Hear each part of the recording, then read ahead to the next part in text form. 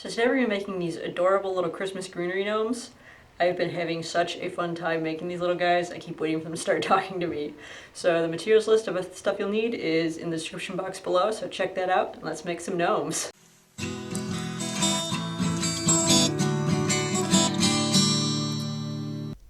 So start by getting yourself some sturdy sticks. I want to saw the edges off flat, and then take some 2x4 scraps, drill some pilot holes, and then screw a screw so that the end pokes just through the other side. You can barely see it, but there it is. And then you'll put the end of that screw right on the end of your stick and finish screwing that in tightly so you've got yourself a nice little stand. You can make bigger stands if you're going to make bigger gnomes too. So you can get a variety of greens. I've got spruce, white pine, hemlock, and arborvitae that I'm using here. So take a few branches and you'll put those around your stick, evenly spaced, and then just secure those in place with a little bit of heavy wreath wire. About 22 gauge is usually good. And then you'll do a second layer using some different kinds of greens. You just keep building on your little gnome, putting on layers and securing them in place with the wreath wire until you've got yourself a nice little bushy bottom broom. So here's all of mine. They really do look like little brooms. And so this is the stage where you spray them with some Wiltproof to preserve them. And then you want to leave those to dry.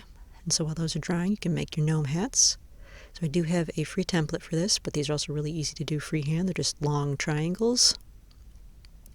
So cut 2 pieces of fabric in that shape, put them with the right sides together, and just sew around the outside edges. Leave the bottom open, but just sew the 2 long edges. You can either use a sewing machine or sew them by hand, whatever works best for you.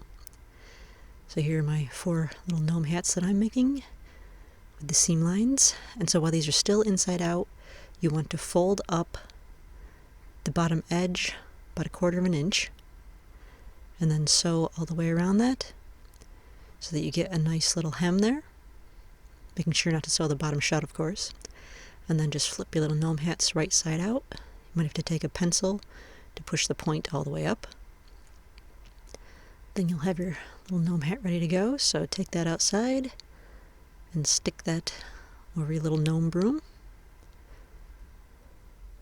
And then you want to get yourself some pom-poms. You can either buy these or make these, and then sew a piece of wreath wire onto the middle of the pom-pom so that you can attach it to the little gnome's head.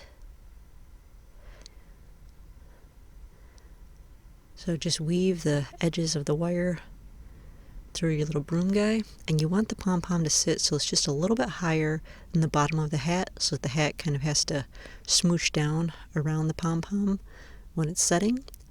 And then you've got your cute little Christmas gnome here, and these look really good when you put them all together in a bunch.